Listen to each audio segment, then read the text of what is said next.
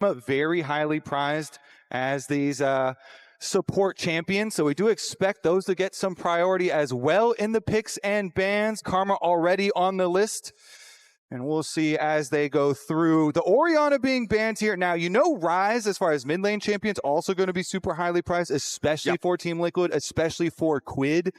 Has been one of the really big picks for him. There you go as well. The Bard also off the table. We'll see about that mid lane too. Yep, 3 out of 4 bans here at the start of things. Focused on that bottom side, getting rid of those powerful supports like you're talking about, removing the Varus, Orianna, just that staple ban, and there's some respect right now from C9, banning out the Akali, making sure that TL can't just slam that down. Definitely agree with that respect. I mean, already in game 1 without any fearless bans down, because Quid has already shown he's willing to blind pick it, or at the very least the coaching staff is, and he will perform on it. So the Cassiopeia is very interesting because it is not only one of APA's main like carry champions that he plays. He doesn't play a ton of hard carry mid laners. That is one of them, but it also really opens up that Ryze I was talking about with the Orianna and the Cassiopeia banned out here. You may be now leaning even more heavily towards that Ryze. Nocturne's a good early pick because it can shut down pretty much any type of side lane champs that you're looking for later. Like Ryze. And it combos really well with like Nico engages and stuff like that. So you can do some attacking of side lanes and also look for some hard engage. Well, it looks like Team Liquid are not afraid of that Nocturne pressure there in the side, as they will first pick the Ryze for themselves after removing the Ori and the Cassiopeia, like we already talked about. He's getting in the zone. Now, what do they want to complement it with? I love it. Yeah, I don't know if the Yumi's going to get you the most popular reactions here. Yumi got a little buffs a little while ago, but still definitely one of the most hated champions in League of Legends. Yep, people just do not like the cat. But you know what? Xayah doesn't like Nocturne. This is a great champion to respond to heavy and powerful dive. Usually when you see Nocturne, he's going to have at least 1 or 2 other buddies to dive in with him. So very early on, Team Liquid's going to say, you know what? We don't want Yeon to be under that level of pressure, so you draft something that can get itself out of trouble. And that actually reminds me, did play against Lion, and Lion used the Nocturne plus Silas engage to actually one-shot that Xayah and take it down, get the engage that we're looking for. But here we go. The Ashe Seraphine does come out into the Xayah Rakan. So Cloud9, not only is the Ashe Seraphine very strong, especially if you can play to that bomb side early on, and gives you the jungle vision with the hawk shot, but taking in game number 1 here, fearlessly bans it out for the rest of the entire series against Team Liquid. That is very valuable, as this is one of the teams that has played it the most. Now, one of the things I will be looking at, though, whenever we talk about Seraphine, we always talk about how she likes to have bruiser buddies. Xin Zhao's commonly a champion that's used as a great example, that goes in, gives her something to fire the Encore through.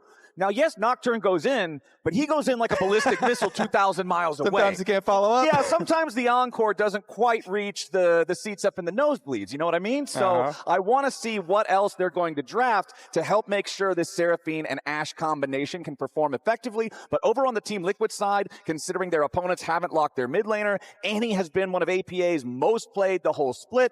They don't want him playing that in game 1. Yep, the hard engage. APA's had so many really good flanks and vision plays with the Annie, so many good hard engages, and he does play a lot of utility for Cloud9. It's one of the big differences between the mid laners.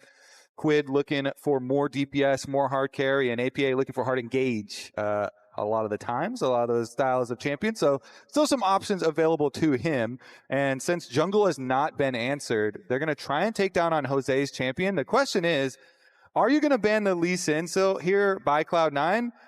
Even with the little nerfs that Lee Sin did get, got a couple little damage nerfs. Still very good though after the changes that he got, especially with Safeguard, really jumping him up in priority. And Jose is so extremely good on the Lee Sin. But I also really like this Jarvan ban. You're already playing Ashe Seraphine. They're very low mobility. Cataclysm can be super punishing. Jose's no stranger to that champ, so it makes sense for C9 to ban it away. They will also target the Gnar, keeping that one out of the top lane pool, as Team Liquid throws over the APA respect ban towards the Ziggs. That can be really annoying for something like Ryze, who's very powerful, but limited in terms of range. So they do not want that to be the mid lane matchup they're dealing with. And sure enough, You talk about it, they don't ban it, so Jose is happy to pilot the Lee Sin here in game 1. There you go. They pick it up. He doesn't care about the small damage nerfs to the champion.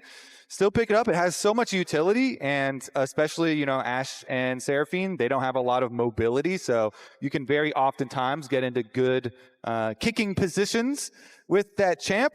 Here we go, though. Locking down the team fight. Very solid 5-on-5 for Cloud9. Rounding out their comp with both a Sion and an Anivia gives them so many things. You have super beefy frontline, another person like you were looking for to bounce your Seraphine ult off. Yes, sir. Very easy to find, a big old Sion in front.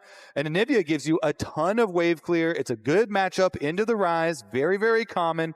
And we'll see. Ooh, okay. The Zaahen answer up on the top side here for Morgan once again, as he's been able to run it before. Yeah, the Zaahen brought into this one to jump into the middle of fight, just creates so much chaos. This guy is a problem if he cannot be immediately bursted down. And I don't see a ton of extreme burst on the C9 side. Generally, I feel like if you're Nocturne, you're going to be looking for the Ryze or for the Xayah.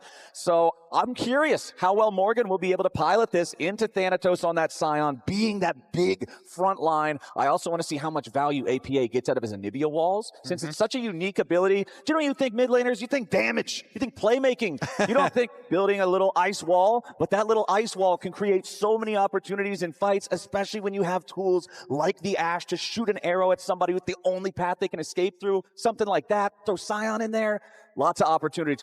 Who are you giving the edge to? Game number 1. This one is very close. I like both sides. You know, the Cloud9 side is very solid, very safe. More damage on the TL side, but it does require some more execution. Okay. Honestly, I kind of like the Lee Sin angle. I want to see what he's going to cook early. Okay, let's see if Jose can get something cooked up here in the jungle on that Lee Sin. C9 versus TL. Game number 1 to kick off this best of 5. A spot at MSI, a spot in the finals tomorrow, both on the line here for the winner of this series. As already, Josedeodo going to receive first auto attack. Not quite good blood, but you know, APA is sending a message.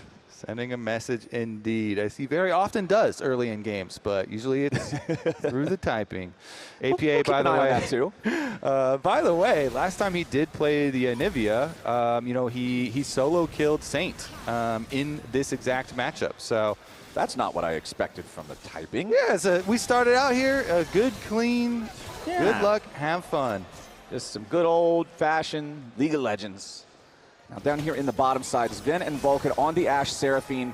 This duo has been so oppressive for so long in this split, and I feel like a lot of times teams have struggled to come up with answers for how to survive the early pressure. And you can see right there, Zven and Vulcan just slamming these early trades. Yeah, lots of exchanges, both in bottom lane and in mid lane. You could tell the health bars there going pretty low. So when it is really, really volatile like this, having a lot of heavy trades in both mid lane and bottom lane gives you a lot of opportunity for jungle creativity. And we're really early on, so there are some possibilities, some defensive wards up here, and Cloud9 both, they have Nocturne on a full clear down towards the bottom side, and they also have that ward on blue buff. So they know that Lee Sin started on this red side quadrant, and Jose is actually going to go for the early recall here to get what I would assume would be a longsword start here to get some extra damage and go on up to the top side. But Cloud9, as we said, with that ward on blue buff, will know that's in a long time, and he has not done a standard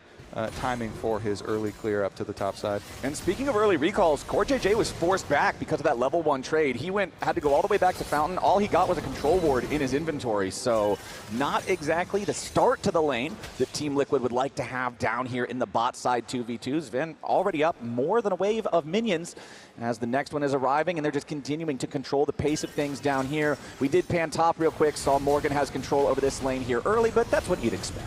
There's a lot that goes into this series, as we've been saying leading up to this week, a lot of pressure to get an international appearance for both of these organizations with Cloud9 and Team Liquid. These are the organizations that have represented us the most of any org in North America's history. 13 appearances for Cloud9 and 10 for Team Liquid. very important to these legacy organizations, their owners, their fans, their players. Yeah. And so a lot riding on this best of 5. The last time North America made an MSI final, that was Team Liquid getting us there. The last time that North America made World Semifinals, that was Cloud9 getting us there. These are not just the teams that go the most, these are the teams that also go the furthest when it comes to that international competition. And you know they've got to be hungry to get back there. For Cloud9, this would just put them that much further in the lead of that #1 spot. And for TL, it breaks the second place tie with TSM. Yeah, and there's even further stakes on the line because Team Liquid, they replaced APA with Quid. And so extra little bit in mid lane. Ooh, nice Rune Prison sets it up here for the Sonic Wave. APA taken low. He's sent into the egg, but he gets underneath the turret. That egg's not taking a ton of damage here just yet, but it does take enough. It's first blood to Josedeodo. It's the Lee Sin Flowers. He gets in there. Jose ganks from the bottom side. They know that he cleared bottom side first, but he did that recall into longsword, into back from the top side, and so he wraps around. Jose here is able to get the gank onto APA, and since APA thought he could walk it off since he had egg, he did not invest his flash. Back to live, though. We have a solo kill up here in the top side. Thanatos gets taken down by Morgan in the 1v1. Thanatos, our top laner, who has ruled the top lane all split long, was not ready for the Zaahen. They're lying down the TLAW in game #1. Flowers, first blood in mid lane, solo bolo in top lane. The early stage is going quite well for this Team Liquid squad. And their solo laners are both damage-heavy carries here. So your side lanes will be interesting. Since Cloud9 are running the Nocturne and Blaber has been farming up, looking for his level 6, fairly soon. But we'll see what that ends up looking like later on. Cloud9, of course, they're pushing bottom lane again, so they should be able to do the dragon, no problem, even after mid got killed. Jose, though, look at that Lee Sin on the minimap, wrapping around. He was looking for a little bit of action mid, but with the very safe play from APA, you see him hovering. He'll just back off. So no dragon start for Cloud9. And as we wait to see where the action happens next, make sure to tune into the grand finals tomorrow, where drops will be active on Twitch. You can watch the series on the official LCS channel or any eligible co-streamer to earn a Glorious Champion capsule and an LCS Renekton emote. So make sure you remember to tune in. One of these two teams will be playing in that one up against Lion, who will also be hungry to fight their way to another title, to the opportunity to represent at MSI as that #1 seed. As C9 are starting up the Dragon now. Blaber level 6 on the Nocturne. Here's your immediate Grim Deliverance from Morgan up in the top side just to maintain more control over the wave and force Thanatos back. Blaber and the rest of C9 will not be challenged just yet here with the Dragon. They've already secured the objective. CoreJJ and Yeon are approaching on the flank, but C9 is already out of danger. All right, Cloud9 sticking to the plan. Stick to the script. Stack those dragons. You are a team fighting draft here. You have a very solid 5-on-5 for later. So you get these dragons early, be able to stack them, be able to draw the Team Liquid squad to you to a front-to-back team fight. Make use of your Ashe Seraphine. We'll see if that will be effective. Of course, Cloud9, they do have some other options. Sion Ultimate, very good for some of these rotations between objectives, between side lanes, as well as the Nocturne. And so we'll see if they end up getting some picks with the Ashe Arrow or some of those extra ultimates. And Blaber trying to remain consistent in farming here on Nocturne is the most important thing. Keep your farm up. Keep the pace of not only your objectives, but also your experience.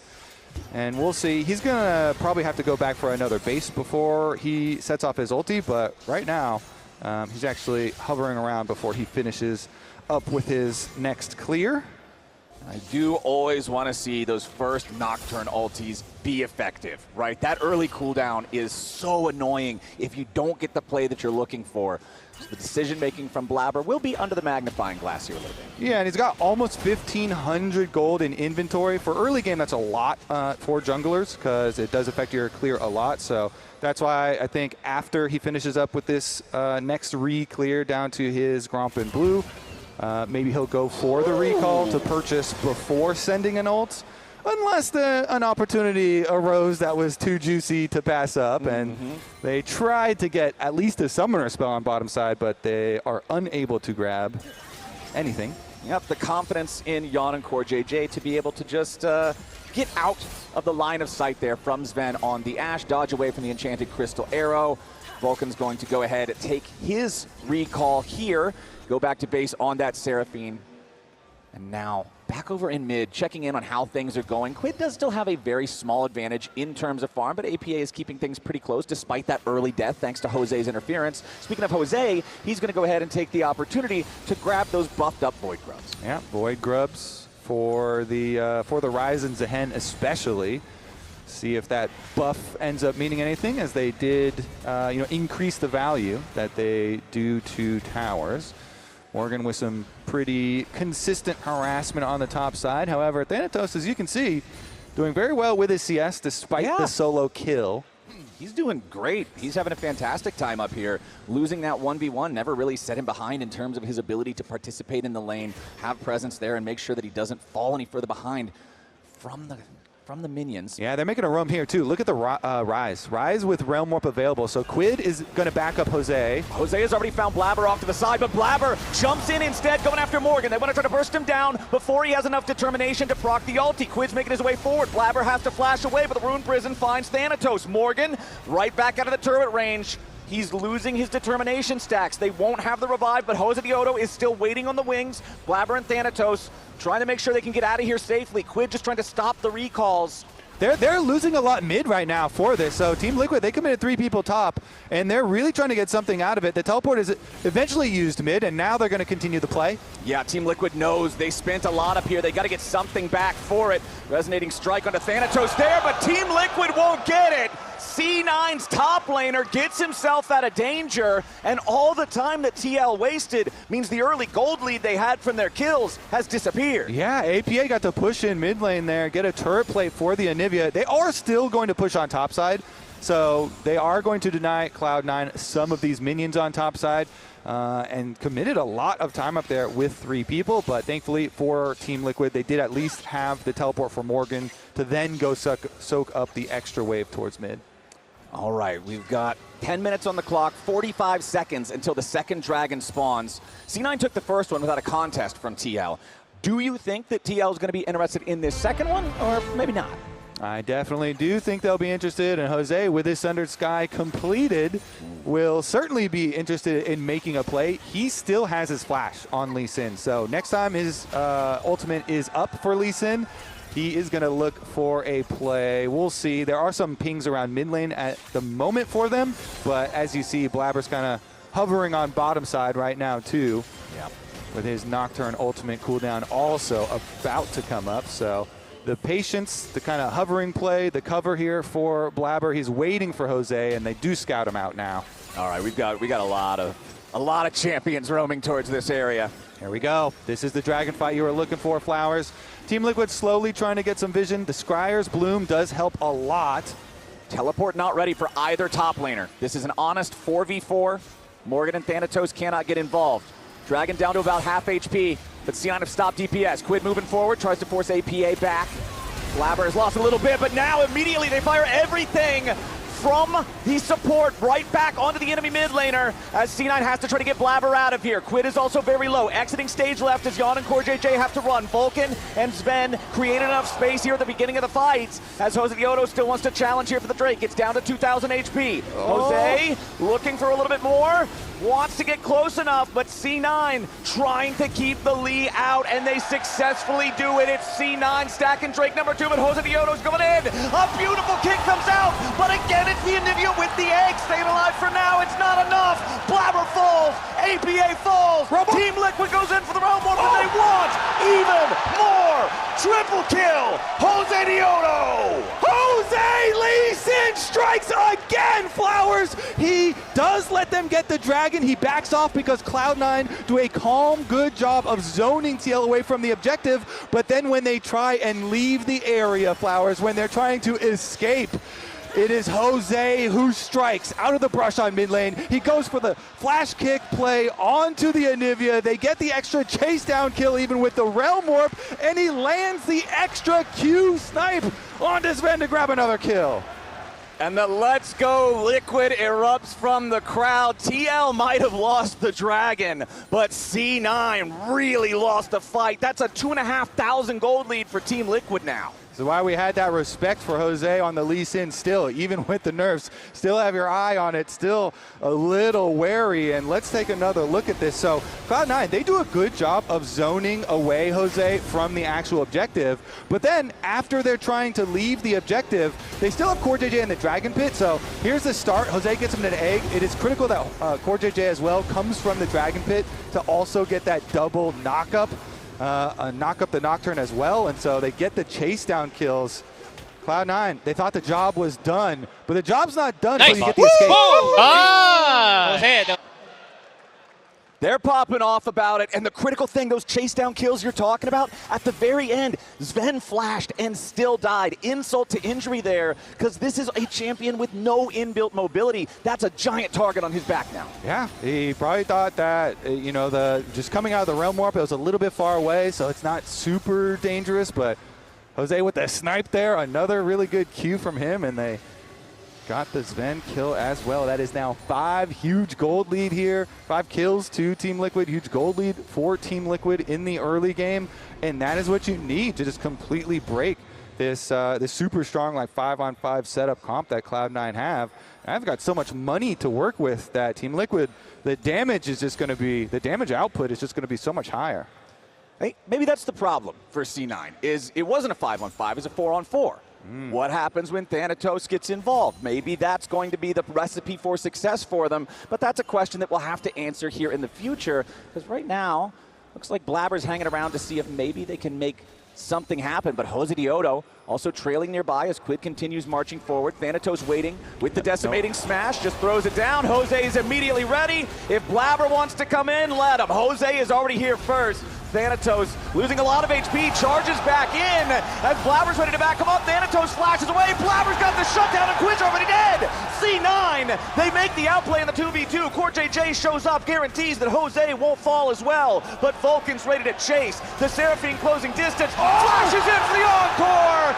That's your MVP, setting up the second kill. C9 strike back immediately, bait them in on the top side. They draw them closer to the tower, and then the turn from Thanatos and Blaber finds them the kills and the objective afterwards. C9 make a beautiful outplay there. Thanatos, knowing his limits, tanking up on the Sion, bringing him into a situation that they were not ready. Now Team Liquid using the teleport to bring Morgan back up to the fight here. CoreJJ got to be careful.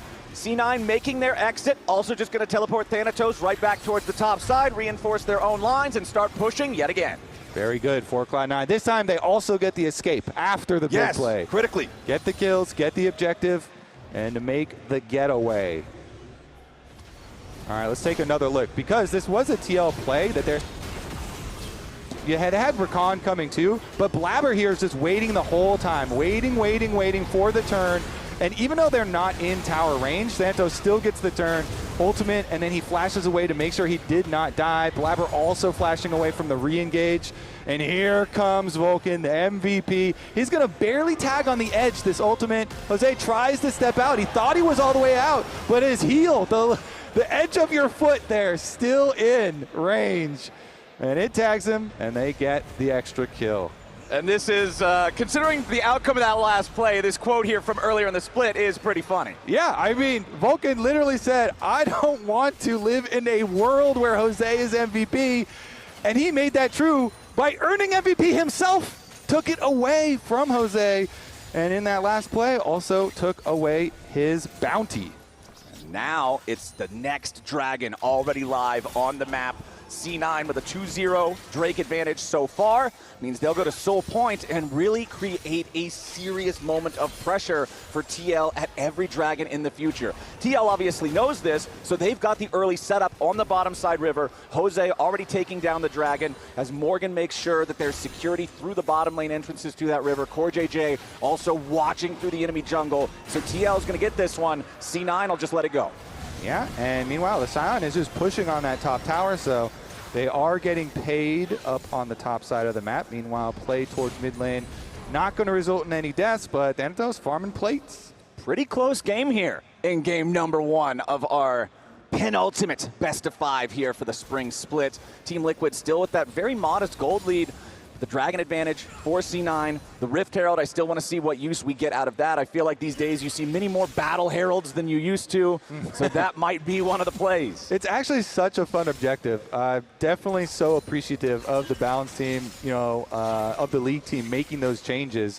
And turning it into not just any other normal objective that just kind of sits in the pit and you take it and, you get some random buff or whatever. Like, okay, cool. Having an active that you can actually use to change team fights or produce a lot of comedy, as we've seen people drive the Some Rift people Herald. do not know how to drive it. That's definitely true. So it's definitely one of the best, changes to objectives I think that they made for on the season's change. So we'll see what's in the future as well. But currently still holding on to it there for Blaber because, as you say, very popular to use it in team fights to be able to get someone out of a bad scenario or even make an engage for yourself. Right now, looks like everything's just going to take a nice and slow pace for a little bit. Our top laners have switched down there to the bottom side, while the mid laners have been assigned their wave clear duties that AD carries often end up having around the mid game. 19 minutes on the clock means that we've got still over 3 minutes. Hey, we got the FlyQuest guys hanging out in the audience here today. They made their road trip out here, streaming the whole thing the other day to be a part of the finals. Come see what's going on. And now I'm curious, Kobe, where do you think we're getting the next action happening? And even more importantly, who's starting it? Yeah, I think it's got to be a side lane play here. I mean, you've got Nocturne in the game, and you have these towers getting to the breaking point on the sides, getting quite low. But as I say that, Lee Sin is hovering mid, and there's about 3-4 pings from Team Liquid. Jose wants an angle for a Lee Sin kick, and you can see the pre-existing ward. There he goes. Oh, but the Sonic Wave doesn't collide. Very, very fortunate for Zven there. You can see Vulcan even fired off the Encore just in case to make sure they couldn't full send after his carry. And now CoreJJ backs away. He even already popped the quickness, ready to follow up on that. So both support ultimates down now. Yeah, everybody in the game was so ready for this play to pop off in mid. And so they're popping ultimates, but now neither support, as you say, with both Core and Vulcan, using them, kind of expecting the actual engage, but because it didn't happen, Anivia just gets the push topside. I think Ryze will get there for most of that wave, but if it is not a cannon wave, gonna drop a few of them and also allow Anivia a little roam timer. There goes Blaber with the Herald. Will be a more standard looking Herald. Yeah, that's about as standard as you can get. You ram it into the tower and then walk away. So they'll get some play money, but that's about it. Paranoia now down, though, as C9 have found a target. They want to go after Morgan. He goes over the wall there with a Grim Deliverance, getting himself away for now, but he's already down to 100 HP. Oh! And it's 100 too much for C9. Josedeodo shows up and says, not today. They get him out. They get the safeguard. They get the kick. They get the peel. Now you're trading mid lane for top lane at the moment. Ryze thriving in the side lane there. Quid is very rich, but mid lane. Okay, Zven's gonna be careful now. Flashes away, staying out of danger. APA can't stay the same as the crystallize. He traps himself on the wrong side of the wall. He can't get away from him, and Team Liquid get the enemy mid laner yet again. Egg down, and that plenty of time for Quid to finish up topside. He's roaming down. He's stealing Raptors while the rest of the team finishes up the mid lane. So no, not only did Team Liquid get the kill, but they get the top tower and the mid tower here. Now already Blastconing in to start the Baron. We're only 20 minutes. 21 and 45 seconds into the game, Flowers. That thing's going to melt. Yes, this Baron is already down to half HP. Blaber is hanging around nearby. Control ward over the wall. Team Liquid going to clear that one out of the way. Control 2 seconds on his ult, 1 second on Blaber's ult. Blaber's ready to go in, he does it with the Paranoia, but no! Josedeodo has the secure, and Blaber falls right after. Now you got the Realm Warp coming in, it's Quid with the flash into the Ruined Prison, and Zven goes straight to jail. Do not press go, do not collect $200, this man is out of there, and Team Liquid, they get 3, they get Baron, they get the whole damn thing. That's truly gonna break this game open, Flowers. Team Liquid now have so much pushing power. They already had the Grubs buff, now they're going to have the Baron buff. Let's take another look at that play. You can see in the picture-on-picture they're getting more tower money, but Blaber's ult cooldown was ticking down to 1 second. It barely ticked over right when the Baron was low enough to go. So he was spamming that to go in to try and get the flip. But TL, not only do they get the flip, Flowers, but they get the chase downs as well. so much extra money in addition to the Baron to empower the split push for them, get some more turret plates, get another dragon for themselves. Yeah. That timing is so good too, because it's like, okay, we just made 4,000 gold and got the most powerful buff on the map, and the one thing that you wanted to get, your dragon stacking to try to force these future team fights, well, the clock works out that now we get that too. Everything is going Team Liquid's way now. They'll grab the dragon. The bottom lane tier 1 turret finally falls as Yeon puts the last little bit of work into that one. And TL still has this Baron for another minute and a half as C9 has to scramble to stop the bleeding. They certainly do have to scramble. They need to scramble some money together too. Yeah. For their carries, especially mid and bottom here. Both Quid and Yeon, 2,000 gold ahead for Team Liquid with their respective roles, and it is looking very good. Full level for Quid on top of it, and Yeon's got 2 full levels. So in addition to the 2K gold, the experience is also very valuable. And that's not just Rod of Ages level. They both have Rod of Ages. They're both 10 it's stacks. Even. That's a real homegrown level. Nothing made in the Rod of Ages factory. This is the real deal here. He farmed that out himself. Yes, sir. Josedeodo, though, once again lurking in the brushes. This man has had such a beautiful game on Lee Sin here in this first one, surely making C9 regret not banning it out there in that second phase.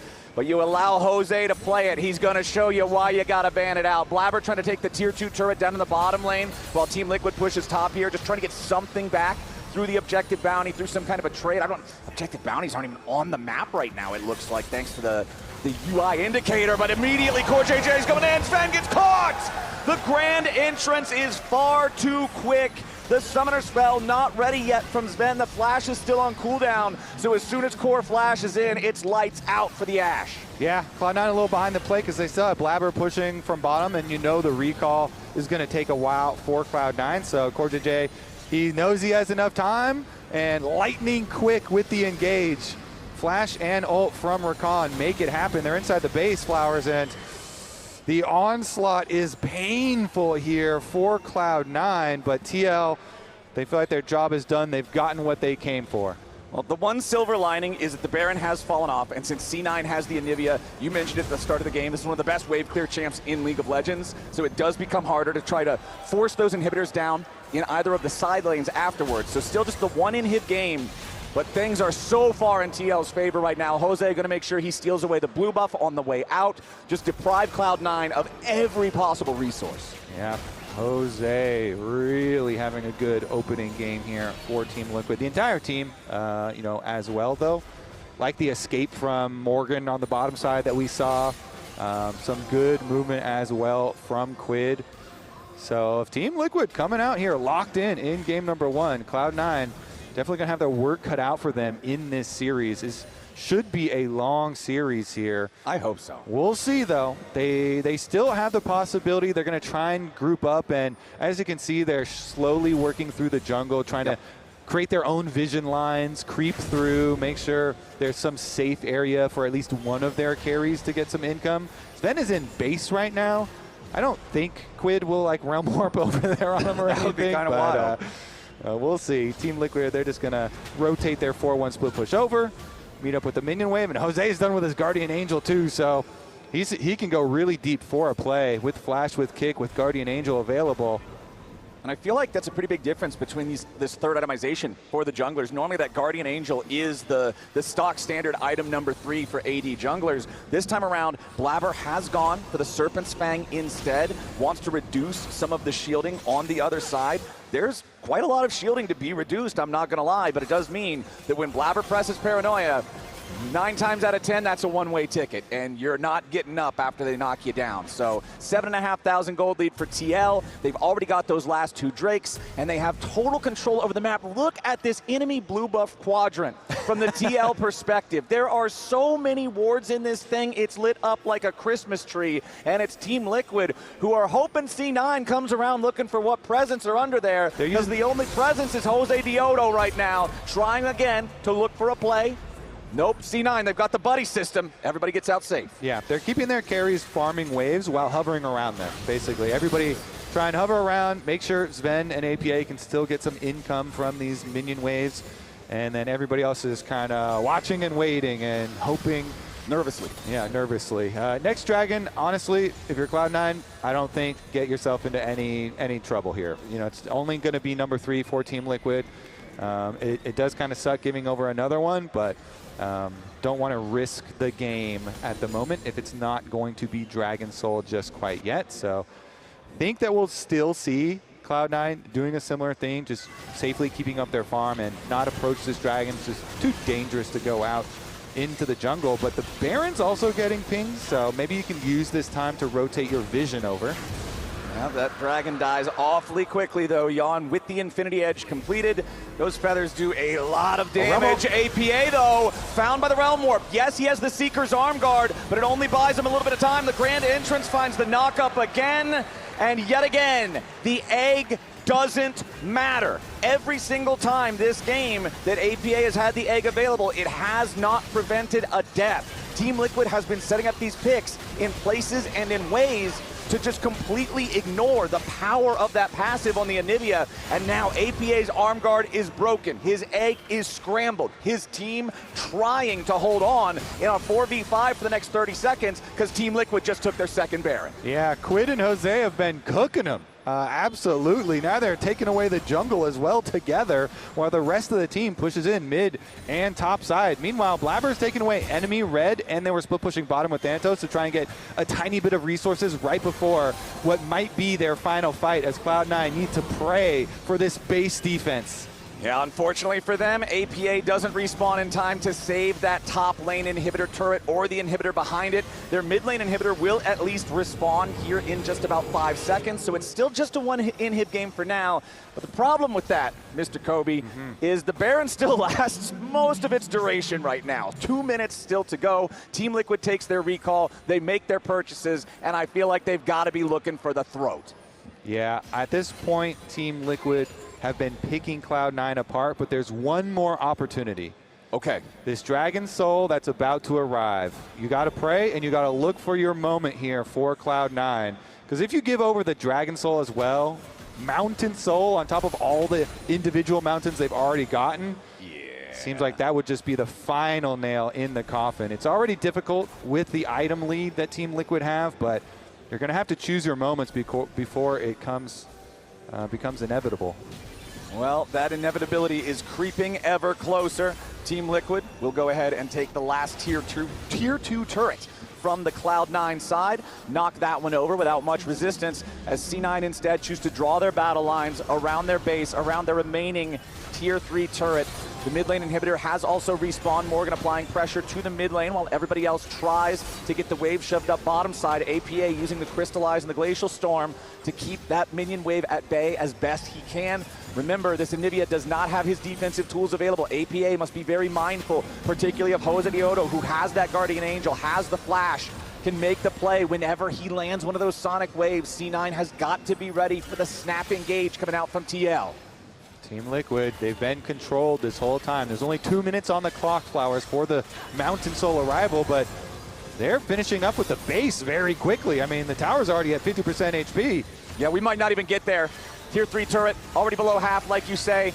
Top inhibitor, middle inhibitor, both down. Many super minions marching down the top lane. Somebody on C9's got to go answer that. Blaber going to do it for now.